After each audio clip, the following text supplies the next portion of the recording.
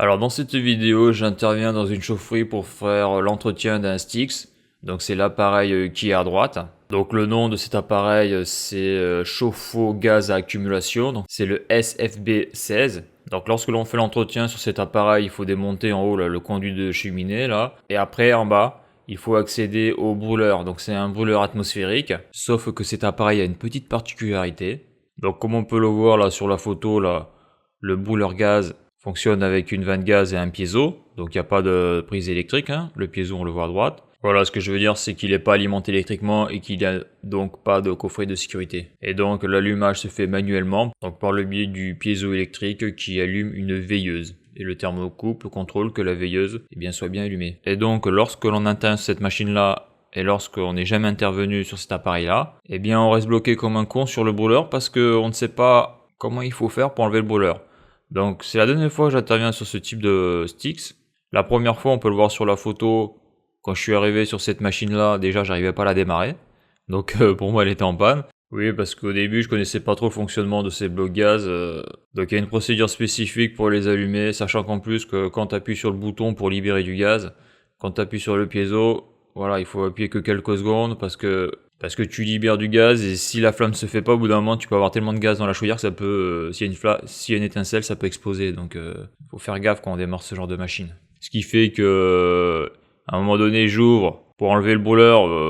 Je vois que j'arrive pas à passer les mains à l'intérieur, c'est-à-dire que je ne sais pas comment on enlève le brûleur. Et donc, j'appelle un collègue sur mon secteur et bon, je me rends compte que personne ne sait comment on fait pour enlever le brûleur de ce type d'appareil. Parce que tu peux avoir ce type de ballon, beaucoup plus gros, comme dans la vidéo Show 185, et pour enlever le brûleur c'est assez facile parce que là les choses sont claires. Celui-là il est tout petit, et quand on enlève la trappe en plastique, on voit que lorsqu'on veut mettre les mains à l'intérieur c'est impossible, il n'y a pas de place. Et donc là c'est la deuxième fois que j'interviens sur ce type de matériel, sauf que cette fois-ci, dans la chaufferie j'ai la documentation.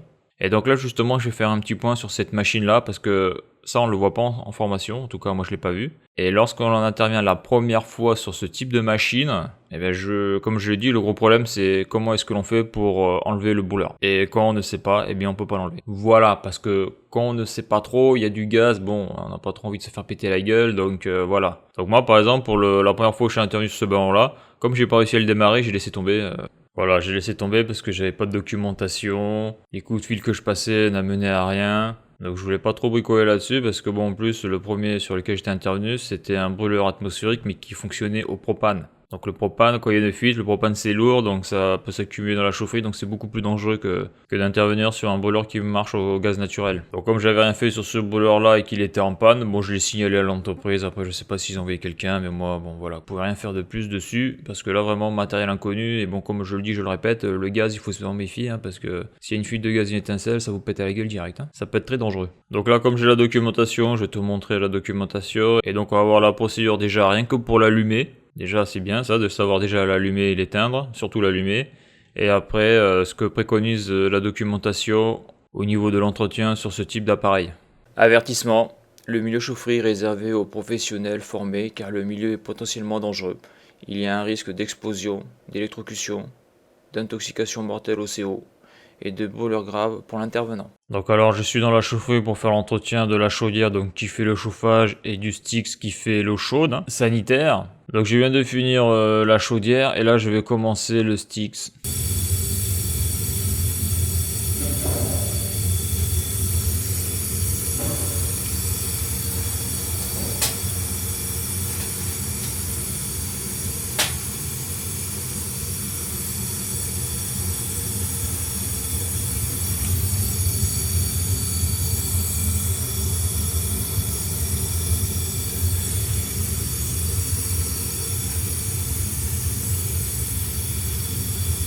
Donc comme j'ai déjà dit, pour faire l'entretien, donc ce type d'appareil avec un brûleur atmosphérique, il faut sortir le brûleur. Et là je me pose la question, comment est-ce que je vais faire pour sortir le brûleur? Voilà, parce qu'après avec la soufflette, on passe donc un gros coup de soufflette sur le brûleur. Et après on peut démonter la veilleuse pour nettoyer l'injecteur et voir s'il y a un filtre, ce genre de choses. Parce que la première fois au début, comme un gros con, je pensais qu'il fallait dévisser les 3 trucs qu'il y a au fond, tu vois. Et en réalité, l'accès est tellement petit que tu peux y mettre une main, mais c'est impossible, quoi. C'est-à-dire qu'à la limite, tu peux le desserrer, mais tu pourras jamais le resserrer. En tout cas, tu pourras jamais faire les fuites de gaz. L'accès est impossible. Quand je dis que tu pourras pas faire les fuites de gaz, c'est si jamais donc tu fais fuite de gaz avec le 1000 bulles là, et donc s'il y a une fuite de gaz, tu pourras pas resserrer, quoi. C'est trop galère. C'est-à-dire que pour resserrer, il faut ressortir le brûleur de l'appareil. À moins d'avoir de tout petits bras, quoi. Mais sinon, c'est impossible. Et donc là, dans la documentation, ils disent qu'il faut sortir le bloc entièrement. Donc là, comme tu peux le voir ici à droite, il y a une vis. Et à gauche, là, il y a une vis. On la voit pas sur la photo. Bien sûr, une fois que tu as coupé le gaz, tu as désaccouplé l'alimentation gaz du brûleur. Donc avec la clé à molette, on enlève l'alimentation gaz. Et bien après, une fois que tu as enlevé les deux vis, théoriquement, tu peux soulever le truc. Donc il faut faire attention avec les fils électriques. Et là, on voit qu'il y a une coupelle. On voit que la coupelle, elle est juste posée comme ça. Et on le voit pas trop là, mais dessous, là, il y a un petit support pour la hauteur. Pour que la coupelle plaque au-dessus du ballon. Donc, d'après la documentation, c'est tout con à faire. Hein. Il suffit d'enlever les deux vis et de soulever le truc et de tirer tout le bloc. Donc, une fois que le brûleur est enlevé et qu'il est nettoyé, il ne faut pas le remettre tout de suite. Ce qu'il faut faire après, c'est il faut enlever donc le conduit de cheminée en haut du ballon d'eau chaude. Hein. Bon, je vais l'appeler accumulateur gaz à eau chaude, je crois que c'est ça son vrai nom. Donc il faut enlever le conduit parce que à l'intérieur de cet appareil-là, il y a les turbulateurs. Donc il faut enlever les turbulateurs et donc on a le conduit de fumée. Et il faut voir le conduit de fumée dans quel état il est, voir à la limite passer un coup d'écouvillon, quoi, plutôt de brosse. Quoi, les grosses brosses pour faire les conduits de cheminée parce que le diamètre il peut être assez important. Et là, on contrôle aussi l'intérieur du conduit de cheminée parce que là, c'est une chaudière à ventouse, hein, c'est-à-dire qu'il y a à l'intérieur, il y a deux tuyaux. Il y a le tuyau pour évacuer les gaz de combustion et l'autre tuyau, entre guillemets, pour amener l'air neuf. Quoi, c'est deux tuyaux en un, donc on va voir ça dans la suite de la vidéo.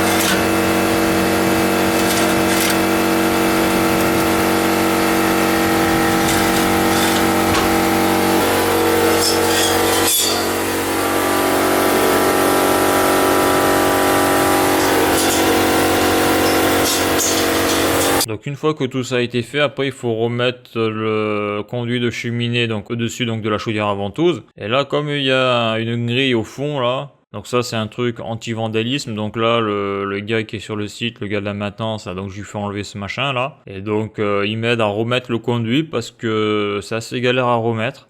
Et en plus on est obligé de bien le remettre hein, à cause des gaz de combustion. Parce que s'il y a une fuite des gaz de combustion sur l'air neuf, ça va foutre le gros bordel, ça va faire du CO, bon voilà. Donc c'est vrai que c'est pas évident à bien remettre, hein, parce que comme on a pu le voir, la partie à l'intérieur, elle est mobile. Donc ça, il faut faire très attention lorsqu'on remet là ces tubes de cheminée là pour chaudière à ventouse là. La partie donc au milieu, elle est en inox, je pense. Et donc c'est la partie où à l'intérieur il y a les gaz de combustion et sur la partie extérieure, il y a l'air neuf qui vient de dehors. Donc là, le gars me donne un petit coup de main pour bien le remettre. Donc moi, je suis à l'intérieur, lui à l'extérieur. Voilà. Moi, je suis à l'intérieur de la chaufferie et lui, il est à l'extérieur de la chaufferie. Alors, un petit complément d'information. On peut se poser comment est-ce qu'ils font la jonction entre donc le tube spécial là, pour la chaudière à ventouse, donc avec en gros deux tuyaux intégrés, on va dire ça comme ça, et l'intérieur de la chaudière. Donc là, on peut voir que les gaz de combustion vont passer au milieu de la chaudière, quoi, par le haut, là où il y a la réduction en inox, là. Donc ça, c'est les gaz de combustion, c'est métallique. Et l'air neuf va arriver sur les côtés. Là, on voit, il y a du plastique, là. Il y a deux fentes. Et bien, par le biais de ces deux fentes, l'air neuf va passer. C'est pour ça qu'il y a cette petite collerette au-dessus de la chaudière. Ça permet de faire la jonction entre le tube de la chaudière à ventouse, le tube de fume de la chaudière à ventouse et la chaudière à ventouse. Vas-y, pousse!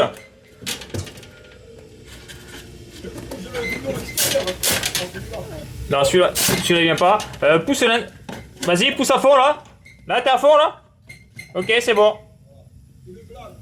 Donc après, c'est pas fait à chaque entretien, mais il faut faire aussi le contrôle de l'anode au magnésium qui sert à protéger la cuve du ballon.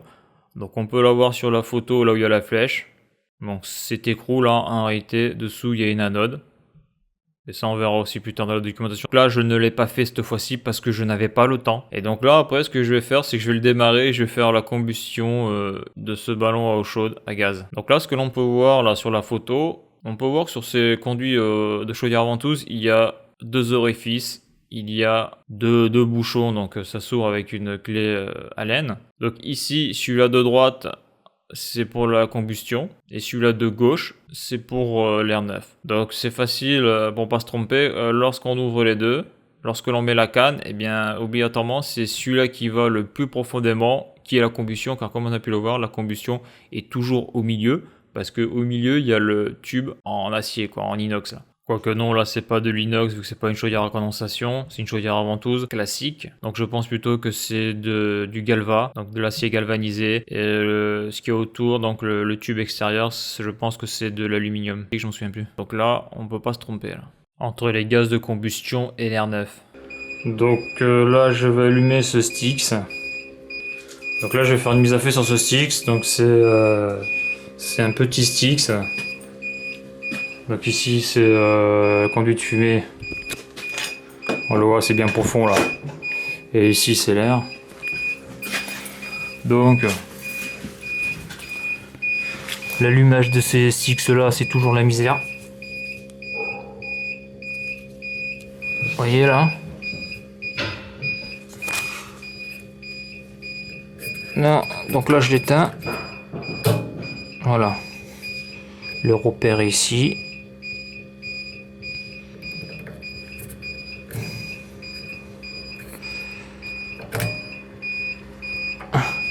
2, 3.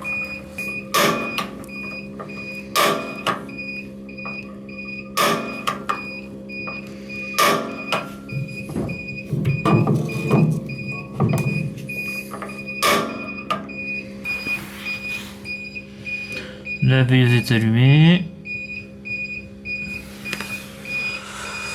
Voilà.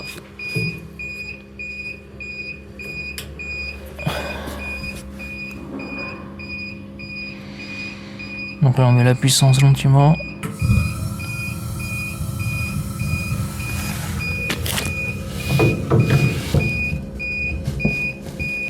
Là, j'ai fermé la plaque. Je remets les vis. Donc après avoir fait l'entretien, il ne faut pas oublier de faire la combustion de ce chauffe-eau gaz à accumulation. Et surtout, ne pas oublier de faire la recherche de fuite sur les raccords gaz, ou faire la recherche de fuite de gaz. Alors sur la documentation donc du SBF16, donc appareil étanche à flux balance chauffe-eau gaz à accumulation. Donc déjà on apprend que le conduit d'évacuation des fumiers doit être prévu avec au moins une pente vers l'extérieur de 1 degré. Au moins 1 degré. Donc on peut voir que sur le FB16, donc il a une capacité de 155 litres, un débit calorifique de 4,7 kW, donc un débit utile de 4 kW, et son temps de chauffe serait de 126 minutes, donc j'imagine avec de l'eau froide.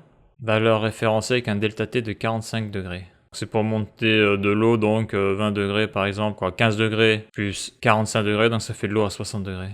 Donc pour monter de l'eau de 15 degrés à 60 degrés, il faut, donc sur le SFB16, il faut 2 heures. Donc là, la documentation nous précise que déjà l'entrée d'eau froide sur ce ballon est à droite, tandis que la sortie de l'eau chaude est à gauche, en se plaçant devant l'appareil. Il ne faut pas alimenter l'appareil avec une pression d'eau froide supérieure à 7 bars, sinon il faut rajouter un réducteur de pression. Donc il est précisé qu'il faut rajouter un groupe de sécurité hydraulique, comprenant une soupape tarée à 7 bars, un clapet anti-retour et un dispositif de vidange rationnel qui doit être monté sur l'arrivée d'eau froide. Donc le tarage de la soupape limité à 7 bars ne doit en aucun cas être modifié, sous peine de supprimer la garantie. Pendant la phase de réchauffage, un suintement intermittent se produit à la soupape de sûreté. Cet écoulement est normal et doit cesser quand l'appareil est à température. Donc si le ballon est plein d'eau froide, si on le chauffe, l'eau se dilate. Et donc si les robinets ne sont pas ouverts, eh bien l'excès d'eau va sortir par la soupape de sûreté ou soupape de sécurité. Donc là sur la documentation on a un petit schéma hydraulique, donc ils appellent ça raccordement au circuit de retour. Donc ça c'est sur les grands réseaux pour que l'utilisateur lorsqu'il ouvre le robinet d'eau chaude et de l'eau chaude tout de suite, eh bien il y a une pompe de recyclage. Donc une pompe qui fait tourner donc de l'eau chaude dans la boucle. Donc c'est ça, alors leur circuit de retour, par contre, ils marquent valve unidirectionnelle, donc ça va être un clapet anti-retour. Par contre, ils n'ont pas dessiné le symbole de la pompe. Donc là après sur la documentation, on a ce qui est raccordement du conduit d'évacuation des fumées et d'arrivée de l'air de combustion. Donc on peut voir que ça se monte pas n'importe comment, hein. D'ailleurs il est précisé aussi que la longueur maximum des tuyaux est d'environ 1 mètre. Il est interdit d'utiliser une rallonge quelle qu'elle soit. Donc là sur la documentation, on accède à la partie instructions pour l'allumage et l'extinction. Donc pour l'allumage, portez le sélecteur 1 de la position, donc le rond plein, éteint à la position veilleuse. Donc là on le voit, le sélecteur 1 il est en bas là, à gauche. Poussez à fond le sélecteur 1 après 4 à 5 secondes environ, actionnez plusieurs fois l'allumeur piézoélectrique 7 pour allumer la veilleuse. Donc on se met sur la position veilleuse, on appuie à fond et là on libère du gaz sur la veilleuse. Et dès qu'il y a assez de gaz, on appuie sur le piézoélectrique. Donc le souci c'est que, c'est marqué après, un temps d'allumage supérieur à 20 ou 30 secondes est dû à la présence éventuelle d'air dans la tubulure gaz. Donc ça c'est quand c'est neuf. Ou lorsque la tubulure gaz a été démontée justement pour faire l'entretien. Et donc quand on appuie, s'il se passe rien, au bout d'un moment c'est peut-être le piézo qui est mort. Donc il faut faire attention parce qu'après on libère beaucoup de gaz dans la chaudière.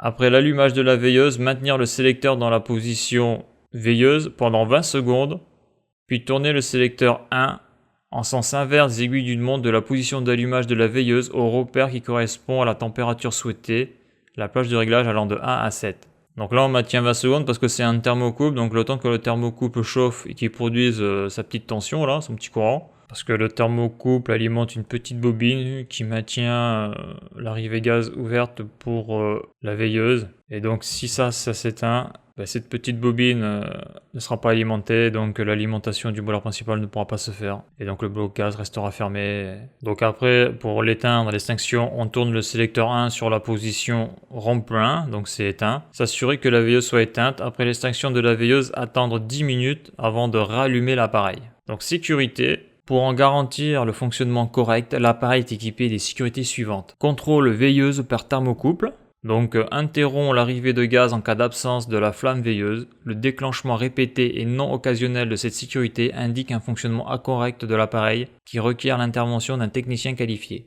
Donc après il y a le thermostat de surchauffe. Si la température de l'eau dépasse 90 degrés Celsius, il interrompt l'arrivée de gaz à la veilleuse et au brûleur principal. Dans ce cas, l'appareil ne peut être réallumé tant que l'eau chaude n'a pas été évacuée. Il est toutefois nécessaire de s'adresser à un service technique qualifié pour remédier au dérangement de l'appareil avant de le réallumer. Et après, on a utilisation et entretien. Pour réaliser des économies de gaz et assurer un meilleur rendement de l'appareil, il est conseillé de laisser le thermostat à la position 5, qui correspondrait à une température de 60 degrés Celsius. À cette température, même en présence d'eau particulièrement dure, avec un taux de calcaire excessif, l'entartrage à l'intérieur du chauffe-eau reste limité. Alors sur la documentation, il nous parle donc de l'entretien qu'il y a à faire sur le ballon. Donc effectuer les interventions suivantes une fois par an. Donc nettoyage du conduit de fumée. Avant toute chose, il faut démonter le portillon et sortir complètement le groupe gaz. Donc c'est ce que je disais là. Donc c'est le bloc gaz qui est en bas, tout l'ensemble avec les deux vis. Là, il faut tout sortir. Démonter ensuite la calotte supérieure G et le réducteur de fumée H, comme illustré sur le schéma 8, donc qui est juste en dessous. Enlever le turbulateur et procéder au nettoyage du conduit à l'aide de brosses métalliques en évitant de cogner pour ne pas endommager le revêtement. Après, ils nous disent de contrôler l'anode de magnésium. Donc l'anode de magnésium se trouve sous le bouchon blanc situé dans la partie supérieure de l'appareil. Le démontage se fait en utilisant une clé de 27. Si le diamètre de l'anode est inférieur à 10-12 mm, il est obligatoire de la remplacer avec une anode d'origine.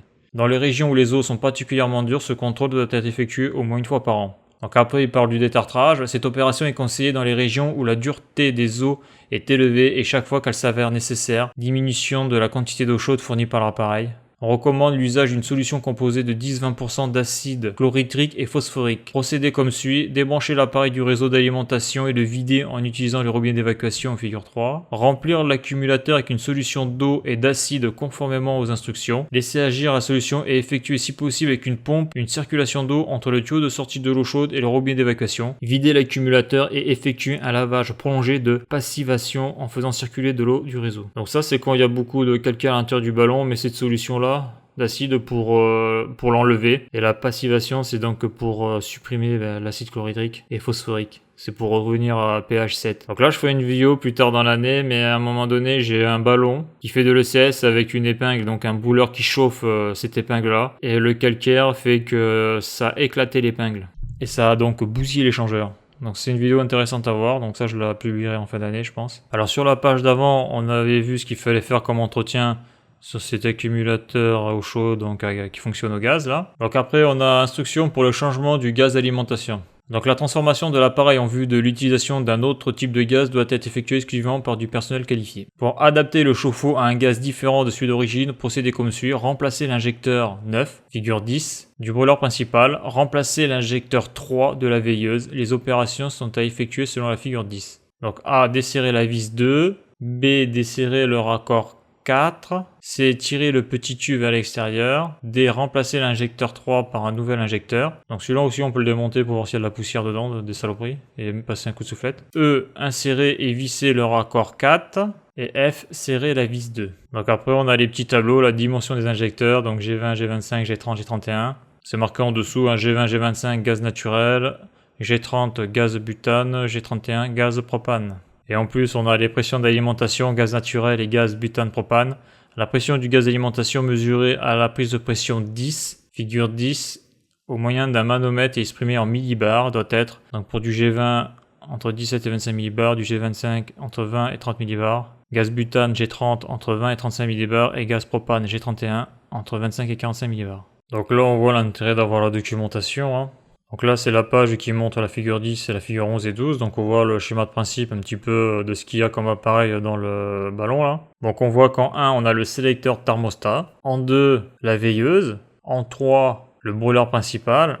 En 4, la vanne gaz. En 5, le thermocouple. En 6, l'électrode d'allumage. En 7, l'allumeur piézoélectrique. En 9, l'injecteur brûleur principal. Donc ça passait aussi à la soufflette. En 10, prise de pression en amont. En 11, prise de pression en aval. Donc là, déjà, il faut savoir où sont ces deux vis là. Pour savoir où est-ce qu'on prend la pression amont-aval sur le bloc gaz, et bien elles sont là. Donc sur la figure 11, en 12, on a le réglage flamme veilleuse. Donc taré, c'est la l'usine, ne pas toucher. Donc ça, c'est la petite vis qu'il y avait sur la gauche, là, en face. Et sur la figure 12, on peut lire en 9, injecteur brûleur principal. Et en 13, donc là ça va être de l'autre côté du bloc gaz, réglage débit maximum, taré et scellé à l'usine, ne pas toucher. Donc bien sûr pour accéder à l'injecteur brûleur principal il faut sortir tout l'ensemble comme je l'ai dit là, avec des vis qu'il faut enlever. Mais ça encore il faut le savoir, et quand tu découvres la première fois ce genre d'appareil, à moins d'avoir du bol ou l'intuition, mais c'est pas évident à voir. Et après sur la dernière page donc on a les conseils d'utilisation. Donc en ce qui concerne la température de l'eau, donc attention, le réglage du thermostat doit être au minimum de 60 degrés. Donc ça c'est pour la légionelle, hein, pour éviter que la légionelle se développe dans le ballon, pour la tuer. La température de distribution de 65 degrés est la température idéale pour faire face à une majorité de besoins. Cependant, en cas d'eau calcaire, la température de l'eau doit être inférieure à 60 degrés afin de limiter l'entartrage. Donc le 60 degrés c'est le minimum et c'est aussi le maximum. La dilatation du volume d'eau dans le réservoir. Un léger écoulement d'eau se produit à chaque chauffe par le groupe de sécurité. Ce phénomène est normal et inévitable par suite de la dilatation de l'eau chauffée. Donc en réalité, si on peut l'éviter cet écoulement en mettant un vase expansion ECS. Ça évite de perdre de l'eau à chaque fois. Rappel, pour l'évacuation de l'eau qui s'écoule du groupe de sécurité, il est indispensable d'installer un raccordement permanent ouvert aux égouts. Donc attention à la qualité de l'eau. Donc attention pour éviter les risques de brûlure, la température maximum au point de puisage ne peut pas dépasser les 50 degrés Celsius. Afin d'assurer une durée de vie maximum de votre appareil et bénéficier éventuellement de la garantie, il convient de respecter certaines règles. Eau calcaire, prévoir un dispositif anti-tarte efficace du type à base de cristaux polyphosphate, ou eau adoucie, avoir un TH compris entre 12 et 15 degrés et un pH supérieur à 7. Donc là le TH c'est des degrés français il me semble. Donc on peut voir que cette documentation est vraiment très intéressante, hein. Elle est vraiment très utile sur ce type d'appareil, surtout quand on le découvre la première fois. Sans ça on fait rien sur ce type d'appareil, comme je l'ai déjà dit, hein. Rien que pour enlever le brûleur, c'est la misère parce qu'on sait pas comment il faut faire, et puis même pour l'allumer c'est la misère aussi parce qu'on connaît pas la procédure pour l'allumer et ça démarre pas comme ça. Donc voilà pour ce petit retour d'expérience. Donc si tu as aimé la vidéo, n'hésite pas à la liker et à la partager, et abonne-toi à la chaîne si ce n'est pas fait, et à bientôt pour une prochaine vidéo.